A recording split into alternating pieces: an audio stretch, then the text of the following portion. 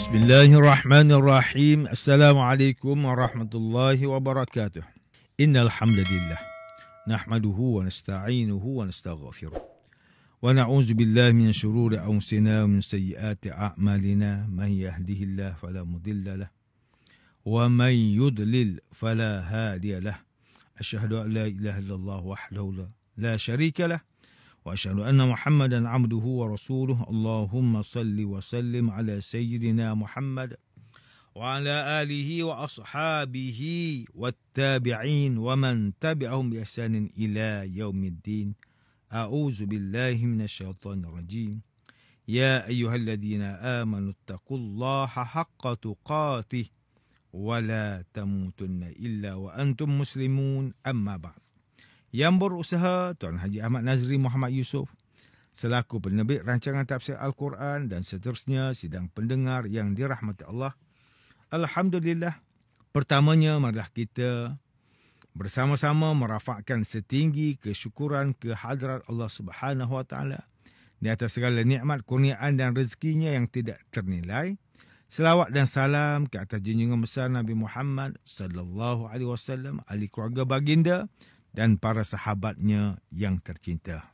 Bersama saya, Profesor Dr. Muhammad Najib bin Abdul Qadir, Pusat Kajian Al-Quran dan As-Sunnah, Fakulti Pengajian Islam, Universiti Kebangsaan Malaysia. Tuan-tuan, puan-puan, para pendengar yang dimuliakan, pada hari ini kita akan menyambung kembali rancangan tafsir Al-Quran bagi siri ke-18. InsyaAllah, pada kali ini kita akan membincangkan mengenai pentafsiran ayat ke-21 surah Yunus. A'udzu billahi minasyaitonir rajim. Bismillahirrahmanirrahim. Wa idza azaqna an-nasa rahmatan min ba'di dharra'a massatuhum idza lahum makrun fi ayatina. Qulillahu asra'u makra. Inna rusulana yaktubuna ma tamkurun. Dan apabila kami beri manusia merasai sesuatu rahmat, sesudah mereka ditimpa sesuatu kesusahan, mereka dengan serta-merta melakukan rancangan mereka menentang ayat-ayat keterangan kami dengan mendustakannya dan mengingkarinya. Katakanlah wahai Muhammad sallallahu alaihi wasallam, Allah lebih cepat melakukan rancangan menentangnya. Sesungguhnya, malaikat utusan kami sentiasa menulis akan rancangan tipu daya yang kamu jalankan itu. Muslimin dan muslimat yang dirahmati Allah, Profesor Dr. Muhammad Quraish Shihab melalui kitabnya Tafsir Al-Misbah menyatakan bahawa ayat ke-21 surah Yunus ini menunjukkan betapa cepat para penderhaka itu, iaitu orang-orang musyrik, menunjukkan sifat asli mereka. Kecepatan tersebut bukan sahaja difahami dari kata idza yang bermaksud tiba-tiba, tetapi juga dari kata azaqna. Kecepatan tersebut bukan sahaja difahami dari kata iza yang bermaksud tiba-tiba, tetapi juga dari kata azaqna yang bermaksud kami rasakan. Kata ini biasa digunakan untuk menggambarkan perolehan sesuatu dalam bentuk sedikit atau kecil. Kalimah ini juga diertikan mencicip, iaitu belum memakannya dengan lahap dan banyak. Kata min yang diterjemahkan sesaat pada kalimah min ba'di juga mengisyaratkan kecepatan itu. Manakala ulama memahami kata rahmah pada ayat ini membawa maksud hujan dan kata dharra membawa maksud kemarau panjang. Mereka menyatakan bahawa ayat ini berbicara tentang kaum musyrikin Mekah yang mengalami kemarau panjang selama 7 tahun. Menurut pandangan Profesor Dr. Muhammad Quraish Shihab, walaupun Al-Quran tidak jarang menamai hujan dengan rahmat, tetapi memahami ayat ini dalam pengertian rahmat secara umum jauh lebih baik. Sidang pendengar yang dimuliakan, Ustaz Salahuddin Abdullah dan Ustaz Umar Khalid melalui kitab mereka Tafsir Mubin mentafsirkan ayat ke-21 surah Yunus ini dengan menyatakan bahawa apabila Allah Subhanahu Wa Taala mengurniakan kepada manusia untuk menikmati sesuatu rahmat sesudah sekian lama ditimpa kesusahan, maka mereka dengan serta-merta melakukan rancangan untuk menentang ayat-ayat keterangan daripada Allah Subhanahu Wa Taala dengan mendustai dan mengingkarinya. Pada asalnya ayat ini ditujukan kepada orang kafir Mekah yang ditimpa kemarau selama 7 tahun berturut-turut sehingga hampir maut. Lalu mereka pun merayu kepada Rasulullah SAW agar baginda berdoa memohon rahmat Allah Subhanahu Wa Taala untuk menggantikan kemarau itu dengan kesuburan sambil berjanji akan beriman kepada Allah Subhanahu Wa Taala sekiranya kemarau itu berakhir. Akan tetapi apabila Allah Subhanahu Wa Taala memberikan rahmat kepada mereka dengan cara menurunkan hujan dan tanah pertanian pun menjadi subur, mereka kembali menjadi kufur dan keras kepala semula. Katakanlah wahai Muhammad sallallahu alaihi wasallam bahawa Allah Subhanahu Wa Taala sangat cepat bertindak untuk membalas mereka yang melakukan rancangan menentangnya. Sesungguhnya para malaikat sentiasa mencatat amalan mereka. Bahkan Allah Subhanahu Wa Taala Maha mengetahui segala rancangan tipu daya dan kejahatan yang mereka jalankan. Manakala Profesor Dr. Tengku Muhammad Hasbi As-Siddiqi menulis kitabnya Tafsir An-Nur, mentafsirkan ayat ke-21 surah Yunus ini dengan menyatakan bahawa apabila para musyrik yang mempersekutukan Allah Subhanahu Wa Taala telah melepasi masa penderitaan dan kemiskinan, mereka kembali mengingkari kebaikan, nikmat Allah serta tidak mensyukuri kebaikan yang diberikan kepadanya. Jika mereka terlepas dari suatu bencana, mereka berkata, aku telah mampu melepaskan diri dengan cara yang sangat baik. Demikianlah perbuatan Fir'aun dan musyrikin Arab Mekah yang ditimpa kemarau dan kemudian datang musim hujan berkat doa Nabi sallallahu alaihi wasallam. Selain itu, malaikat yang diberi tugas oleh Allah Subhanahu Wa Taala mencatat semua amalan manusia dengan sebaiknya. Seterusnya akan dihisap di hari akhirat. Oleh itu, ayat ini memberi isyarat bahawa tidak ada sesuatu perbuatan kita yang tidak masuk akal, yang tidak masuk dalam catatan. Oleh itu, ayat ini memberi isyarat bahawa tidak ada sesuatu perbuatan kita yang tidak masuk dalam catatan atau pengawasan malaikat, sekalipun kecilnya amalan kita. Ayat ini juga mewajibkan kita berkeyakinan tentang adanya malaikat yang bertugas menulis semua amalan manusia. Manakala Profesor Dr. Haji Abdul Malik bin Abdul Karim Amrullah atau lebih dikenali sebagai Hamka melalui kitabnya Tafsir Al-Azhar ketika mentafsirkan ayat ke-21 surah Yunus ini, menjelaskan bahawa manusia yang diberikan oleh Tuhan dengan berbagai nikmat dan rahmat, seperti hujan turun sesudah kemarau panjang, lalu bumi menghasilkan buah-buahan yang subur, atau seorang peniaga mendapat untung besar padahal sebelumnya telah rugi, atau telah sekian lama menunggu terlepas dari suatu malapetaka, lalu tiba-tiba dilepaskan Tuhan dari bahaya itu, sehingga mampu mengecap rahmat Tuhan. Namun setelah rahmat itu datang, maka dengan tiba-tiba pula orang yang berjiwa kufur itu melakukan tipu daya dengan ayat-ayat Tuhan. Hujan rahmat diturunkan Tuhan, lalu mereka katakan bahawa hal itu hanya perkara biasa sahaja kerana sesudah panas memang ada hujan. Mereka mengecap kenikmatan yang datang dengan tidak disangka-sangka, lalu mereka mengatakan bahawa ini hanyalah kebetulan.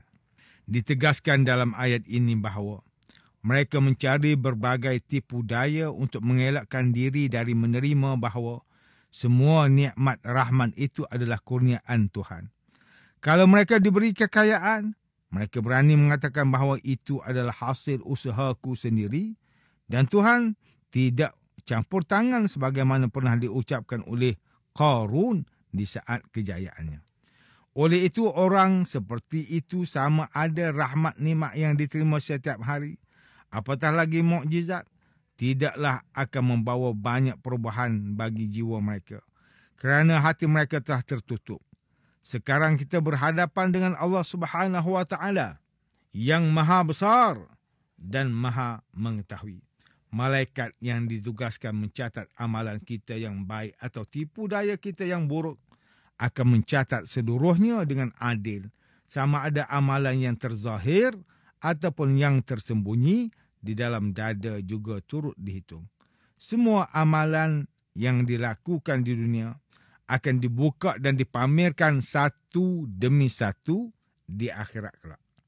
Manakala Profesor Dr. Haji Zainal Arifin Zakaria melalui kitabnya Tafsir Inspirasi, ketika mentafsirkan ayat ke-21 surah Yunus ini menjelaskan bahawa dalam menghadapi bencana, tanpa disedari, manusia mengalihkan fikirannya pada segala kekuatan gaib. Tetapi begitu kesulitan berlalu, malah ia hendak melawannya. Tuan-tuan dan puan-puan yang dirahmati Allah, demikianlah tafsir bagi ayat ke-21 surah Yunus. Menurut pentafsiran oleh para ulama, ayat ke-21 surah Yunus ini menjelaskan mengenai kekuasaan dan kasih sayang Allah Subhanahu Wa Taala kepada manusia. Namun sebahagian manusia mengingkarinya.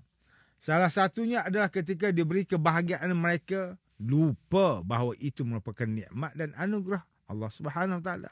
Sikap orang musyrik yang tidak bersyukur di atas pemberian rahmat oleh Allah Subhanahu Wa Taala, bahkan lebih buruk lagi adalah turut menidakkan nikmat yang diperoleh itu adalah sebenarnya dari Allah Subhanahu Wa Taala.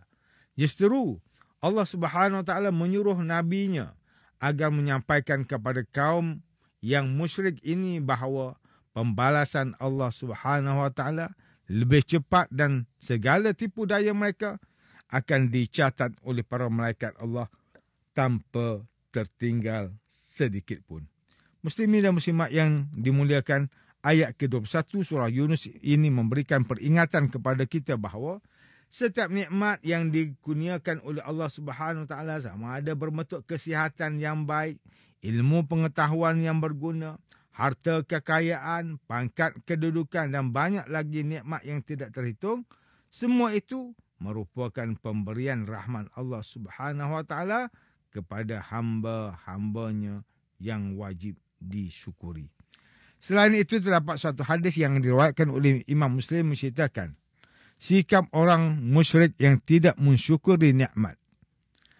Anna Quraisyan lamma stas'at 'ala Nabi sallallahu alaihi wasallam da'a alaihim bisinina kasini Yusuf fa asabahum qahtun wa jahdun hatta ja'ala ar-rajulu yanzuru ila as-sama' fayara bainahu wa bainaha kahay'ati ad-dukhan min al-jahdi hatta akalu izama فأتى النبي صلى الله عليه وسلم رجل فقال يا رسول الله استغفر الله لمضر فإنهم قد هلكوا فقال لمضر إنك لجريء قال فدعا الله لهم فأنزل الله عز وجل إنا كاشف العذاب قليلا إنكم عائدون قال فمطروا فلما أصابتهم الرفاهية قال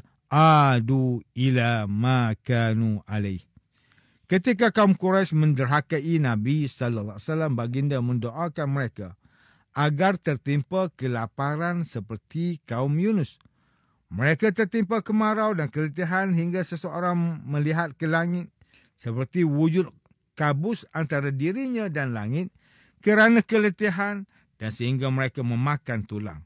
Seseorang kemudian mendatangi Nabi sallallahu alaihi wasallam berkata, "Wahai Rasulullah sallallahu alaihi wasallam, mintakan ampunan pada Allah untuk Mudhar kerana mereka telah binasa." Beliau baginda sallallahu alaihi wasallam bersabda kepada Mudhar, "Sesungguhnya engkau seorang yang tergesa-gesa." Abdullah berkata, Nabi sallallahu alaihi wasallam berdoa untuk mereka, lalu Allah menyebutkan di dalam surah Ad-Dukhan ayat ke-15, sesungguhnya kalaulah kami hapuskan azab itu sedikit pun, sudah tentu kamu akan kembali kufur ingkar.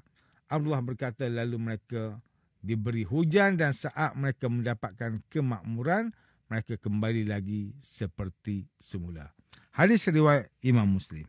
Sidang pendengar yang dirahmati Allah, antara pengajaran yang boleh kita ambil daripada tafsir ayat ke-21 surah Yunus ini, Pertama, umat Islam hendaklah sentiasa bersyukur akan segala nikmat yang telah diperolehi di dunia ini. Betapa Allah Subhanahu Wa Taala sangat kasih kepada hamba-Nya sehingga membentangkan rahmat kepada setiap hamba-Nya dalam pelbagai bentuk dan cara.